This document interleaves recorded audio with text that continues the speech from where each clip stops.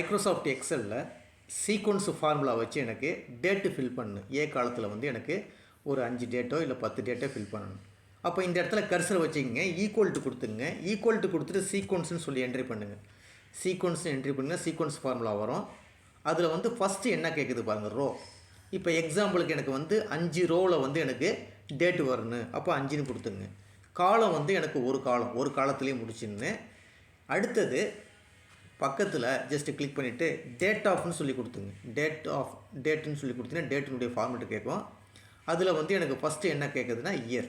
இந்த இடத்துல வந்து இயர் கேட்குது. இயரை வந்து 2025ன்னு சொல்லி கொடுத்துருங்க. அடுத்தது மந்த்து கேட்குது. மந்த்து வந்து எனக்கு 5வது மாதம் கொடுத்துருங்க. கொடுத்துட்டு டேட்டு கேட்குது, டே கேட்குது. டே வந்து இப்போ எக்ஸாம்பிளுக்கு 20ஆம் தேதின்னு சொல்லி கொடுத்துங்க. கொடுத்துட்டு பக்கத்தில் ஸ்டெப்பு கேட்குது, ஸ்டெப்பு 1ன்னு சொல்லி கொடுத்துருங்க. கொடுத்துட்டு ஜஸ்ட் என்ட்ரு கொடுத்தீங்கன்னா உங்களுக்கு இந்த மாதிரி வந்துடும். இந்த மாதிரி நம்பர் வந்து இந்த மாதிரி வந்துருச்சு.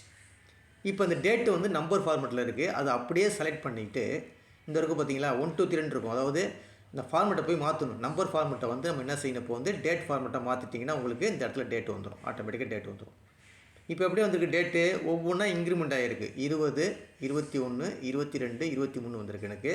இப்போ எனக்கு அப்படியே வந்து எனக்கு 20லேருந்து குறைஞ்சிட்டு வரணும். 20, 19 இந்த மாதிரி வரணும்னா இந்த இடத்துல என்ன கொடுத்துட வேண்டியது, -1ன்னு சொல்லி கொடுத்துட வேண்டியது. இந்த இடத்துல -1ன்னு சொல்லி கொடுத்துட்டிங்கன்னா ஜஸ்ட் என்ட்ரு கொடுங்க. இப்போ பாருங்கள், 20ஆம் தேதி, 19ஆம் தேதி, 18ஆம் தேதி, 17, 16 இந்த மாதிரி என்ன செய்யும், மைனஸில் வரும்.